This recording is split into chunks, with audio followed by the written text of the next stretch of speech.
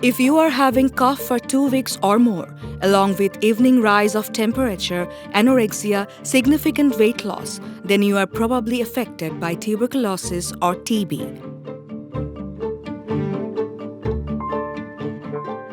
Bangladesh is a high tuberculosis burden country. We at the icddr have a long tradition of conducting research to inform public health policy and to improve the lives of the poor in developing countries.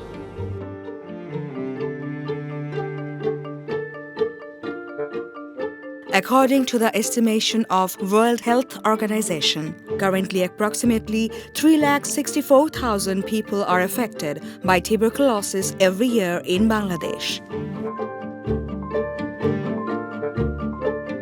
Bangladesh has been very successful in detection of TB, both drug susceptible and drug resistant. There are more than 30% of the cases that are missing in Bangladesh, and it is believed that many of these cases are actually in the private sector. Either they are not diagnosed properly or they are not reported to the NTP. So in 2014, with the funding support from the Stop TB Partnership, we developed a social enterprise model in order to detect and manage TB in the private sector.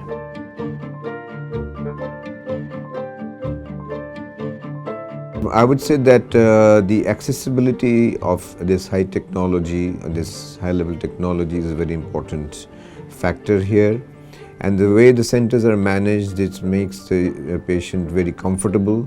For example, a patient who cannot produce sputum at any other center is advised, provided some extra counseling to provide a sputum, and we can get a viable sample from which we can get a gene expert positive sample. One of our strategic priorities is the detection and control of tuberculosis, which of course, as you know, is a global scourge.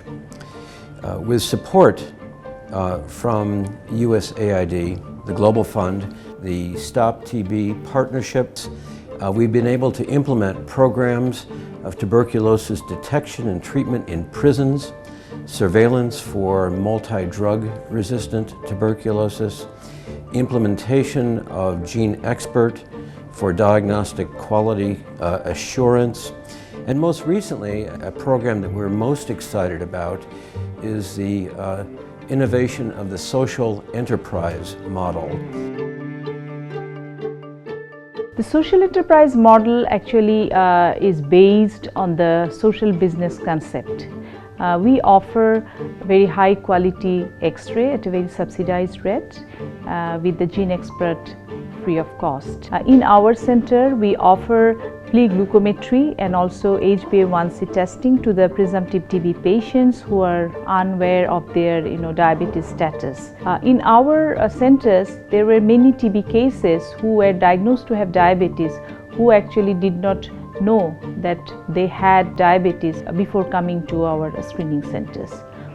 I would like to stress the point that these centers are operating at very appropriate hours, that is in the evening, and once the patients diagnosed at these centers are immediately notified to the NTP through the registers, so that problem is also being solved.